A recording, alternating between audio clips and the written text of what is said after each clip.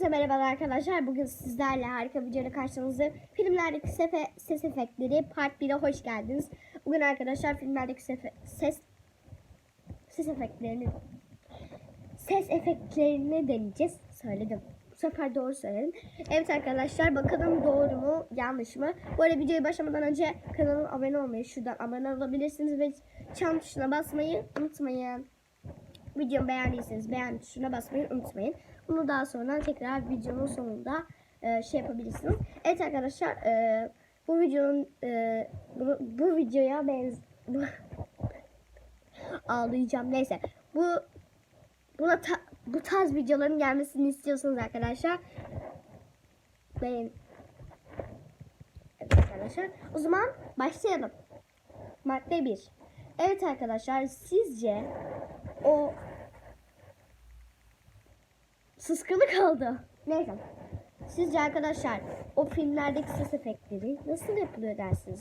O zaman madde 1 tekrar diyeyim. Ve arkadaşlar yağmur sesiyle devam ediyorum.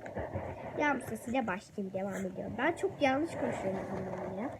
Şöyle bir A4 kağıdım var ve üstünde pirincim var arkadaşlar. Şöyle göstereyim. Şu şekilde pirinç. Gördüğünüz gibi. Şimdi elime pirinçlerimi alıyorum arkadaşlar. Azıcık pirinç aldım. Bunu elime koyuyorum. Ve A4'ümü aynen şu şekilde tutuyorum arkadaşlar ki düşmesin. Böyle güzel, bir dakika. Şunu şöyle bir katlayayım ben hafif. Evet arkadaşlar, hafifçe şu şekilde katladım. Ve şöyle bakın dik duruyor şöyle. Neyse arkadaşlar, pirincimi yavaş yavaş döküyorum.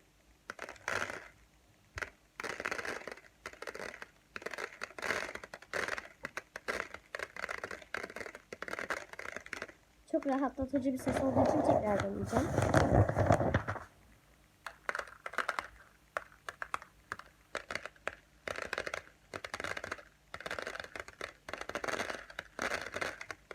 Evet arkadaşlar, bence oluyor. Tekrar deneyelim. Bu sefer elime hepsini alacağım. Az önce hepsini alamamıştım arkadaşlar. Şöyle elime dökeceğim. Şu tarafa şöyle ince bir şekilde yapayım arkadaşlar. Ay.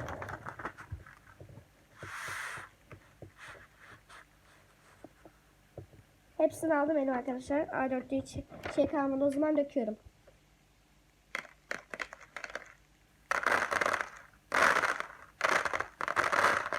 Yağmur bayağı bastırmış sanıyorum. Evet arkadaşlar, bu yani olduğu gibi, o yüzden hem tik şurasına da çarpı atıyorum. Yani şöyle bir tik oldu. Şurasına da çarpı.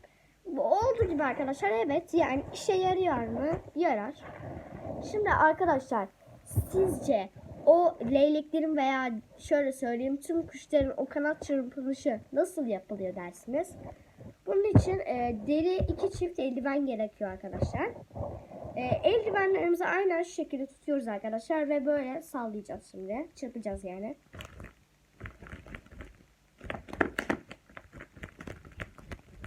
Oluyor bence. Bir de yakından yapayım.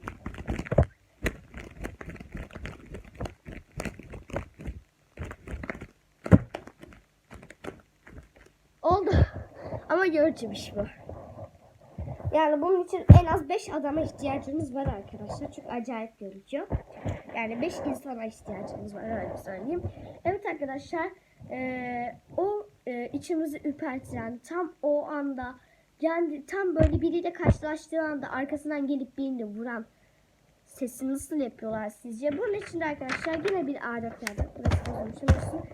Evet arkadaşlar, yine bir A4 kağıdına ve bir kaleme ihtiyacımız var. Ben uçlu kalem kullandım. Siz istediğiniz bir uçlu kalem kullanabilirsiniz. Bu normal arkadaşlar sayfa da olabilir. Yani defterinizin sayfası da olabilir. O zaman başlayalım.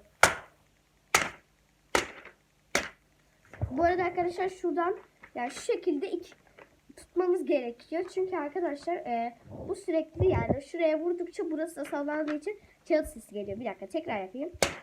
Gördüğünüz gibi kağıtın sesi geliyor. Bunun için yani 2 kişi şuradan tutması lazım. Biri buradan, biri buradan olabilir. Ya da arkasından direkt tek kişi şöyle arkadan tutabilir. Kalemle vurabilir. Neyse arkadaşlar, devam edelim biz. Şöyle. Ben tam şöyle ortadan tutayım. Kalemi böyle yaparmışım, ortasından falan geçermiş.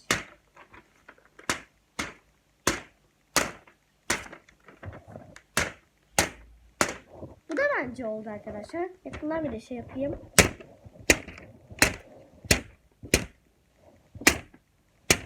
Bayağı kağıt yırtıldı yani arkadaşlar. Şurayı göstereyim bakın. Kağıt yırtıldı. Şurada birçok delikleri oluştu.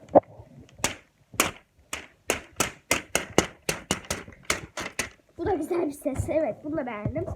Şöyle göstereyim, kağıt bayağı mahvoldu. Evet arkadaşlar. Peki o kalp atışı herkesin dikkatini çeken o kalp atışı sesi nasıl yapılıyor? Tom ve Jerry'yi izleyenler Jerry'nin nasıl yaptığını bilir. Benim şöyle bir tişörtüm var arkadaşlar. Şöyle bir tişörtüm var. Ben gerçekten konuşamıyorum. Evet arkadaşlar, Atatürk'lü bir tişört. Arkasında şöyle Kemal Atatürk yazıyor. Bu herhangi bir tişört de olur. Bu tişörtümüzü şuradan tutuyorsunuz. Yani kolundan tutuyorsunuz. Bunu koldan da yapabilirsiniz. Şeyden de. Ben ilk önce koldan yapmayı deneyeceğim. Bu kalp atış sesini bu şekilde tutuyorsunuz arkadaşlar. Şöyle tutuyorsunuz bu arada. Çok fazla şey yapmayın ama bu şekilde tutun. Neyse arkadaşlar, sonra bunu iki yana eşit bir şekilde çekiştireceğiz. Buradan yapalım bir de. Evet arkadaşlar, bu mu daha iyi yoksa bu yandan kalp atışı mı? Kalp atışı sesini tekrar yapıyorum bunda. Bu sefer bu taraftan yapıyorum.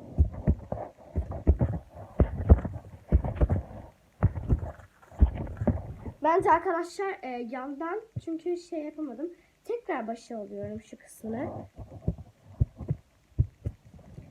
Bence gövde kısmı arkadaşlar. Evet arkadaşlar, son iki şey kaldı. Bu sanırım madde 4 oluyor arkadaşlar. Evet, madde 4 oluyor.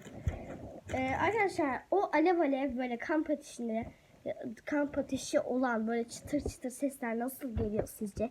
O böyle içinizi sıcaklandıran o sesi bir yiyecekle, yani bir noodle'la yapıyorlar desem ne dersiniz? Bence gerçekten çok şaşırtıcı. Hadi buna da geçelim. Bu arada şu silah olan şeyi ona tik attım arkadaşlar. Yani evet, o da oluyor. Kalp atış sesini de yani evet birazcık beğendim. Onu da tik atıp yanına çarpıp koyuyorum şu şekilde. Burada yağı tik şöyle. O kısmına da tam şu birleşecek kısmına da çarpa. Yani bir çizgi şekilde. Yarım artık yarım şey oluyor. Bunu açmıyoruz hiç arkadaşlar. Az önce neredeyse açacaktım.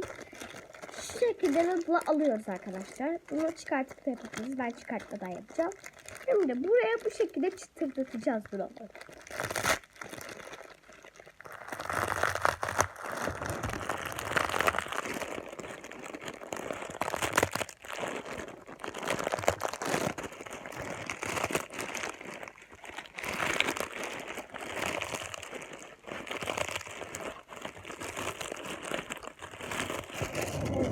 Ben bunları bu arada çöpe dökmem yani. Bu ezildiği için ben bunu çıtır çıtır cips olarak yerim. Evet. Peki arkadaşlar, genellikle Çinli dizilerde olan o dövüşlü diziler, yani dövüşlü filmlerde sizce nasıl bel kırma, işte boyun kırma, bilek kırma falan yapılıyor? Onu arkadaşlar bir biber yapıyorlar. Bir biber, evet, ihtiyacımız olan bir biber arkadaşlar. Şöyle biber ben konuşamıyorum. Ben bugün, yani ben uyusam kalksam acaba konuşabilecek miyim? Neyse. Elimde bir biber var bu arada, acı. Az önce elledim, yanlışlıkla ağzıma sürdüm onu da. Ağzım yandı. Neyse arkadaşlar. Bu biberi şimdi ben boynumu kıracağım. Bunu size göstereceğim. Hadi boynumu kırıyorum. Elim hep acı biber suyu oldu. Neyse, bir de şöyle küçük biberimizi deneyelim. Evet arkadaşlar. Kırıyorum boynumu. Bence arkadaşlar, yani evet birazcık küçük olduğu için benim biberim. Bu arada kestim, bilerek onu kesmiştim. Evet arkadaşlar, bence işe yarıyor ya olarak düşünüyorum ben. Buna da o zaman bir tersten çıkarttım. Tersten. Evet arkadaşlar, videomuzun sonuna geldik. Tekrar söylüyorum, videomu beğendiyseniz like atmayı ve kanalıma abone olmayı, şuradan çan tuşuna basmayı da unutmayın arkadaşlar. Bu videolar benzer videolar gelmesini istiyorsanız beğenin arkadaşlar. Bunun için de beğenin. Ve Arkadaşlar bana söyleyeceğiniz bir şeyiniz varsa yorumlara, hepinizin yaptığı yorumları okuyacağım arkadaşlar. Bu arada arkadaşlar 40 abone olacağız yakında. Ve bunu arkadaşlar bir kutlama yapacağım. Konfeti yapacağım arkadaşlar. Konfeti patlatacağım. Balon alacağım bu arada. Onu da şuradan izleyebilirsiniz. O zaman görüşürüz arkadaşlar. Sizi seviyorum.